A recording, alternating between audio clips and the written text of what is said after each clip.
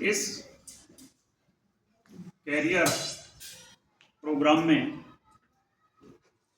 राजकीय उच्चतर माध्यमिक विद्यालय के प्रधानाचार्य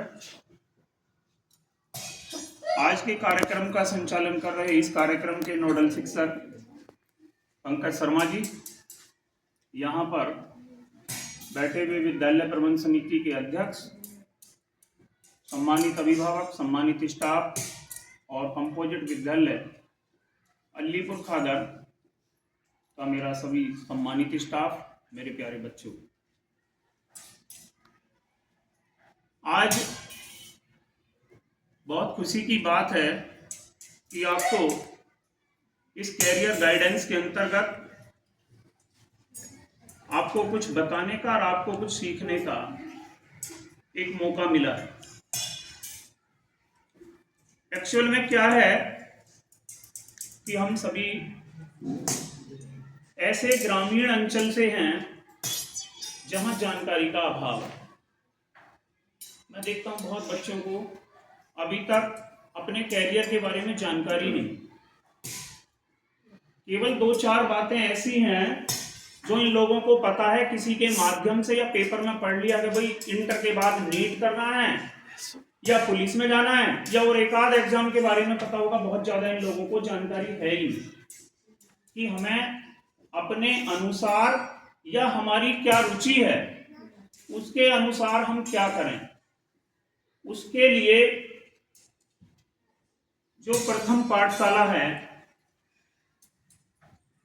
आपके बराबर में भी है और भी है, आप वहां से पढ़ के आ रहे हैं, वहीं से इस कैरियर की शुरुआत होती है। क्योंकि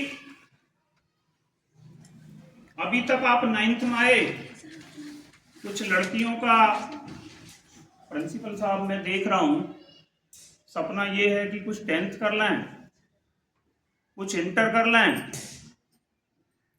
और इन्होंने मन में ये धारण कर रखा है कि हमें रोटी बनानी है। ऐसा है ना? इससे हमें ऊपर सोचना है,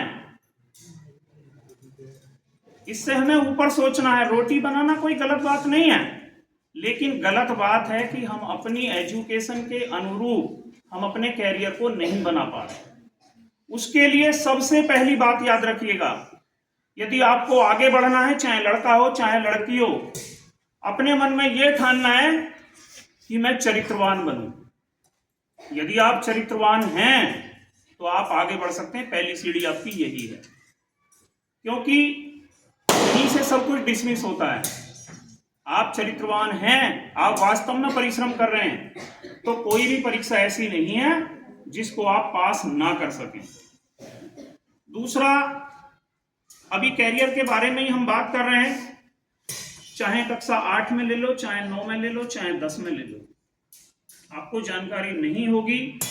बहुत सारी छात्रवृत्तियां ऐसी चल रही हैं कि आप एग्जाम दो और उनकी तैयारी करो, आप घर पर बोझ नहीं बनेंगे। आप इतना पैसा, सरकार आपको इतनी योजनाएं चल रही हैं, इतना पैसा दे सकती है कि आपकी पढ़ाई आप अपने अनुसार अच्छे से संचालित कर सकते हैं। और जब आप छात्रवृत्ति परीक्षा पास करेंगे तो आपका पहली सीढ़ी और दूसरी सीढ़ी आप पार करते जाएंगे और आपको आसानी से अपने भविष्य का लक्ष्य पास में नजर आता जाएगा। तो प्यारे बच्चों, मुझे यही थोड़ा सा कहना था कि अपने कैरियर के बारे में सोचो, उसके बारे में मनन करो, और मनन करने के बाद उसके अनुरूप अपनी शिक्षा ग्रहण करो।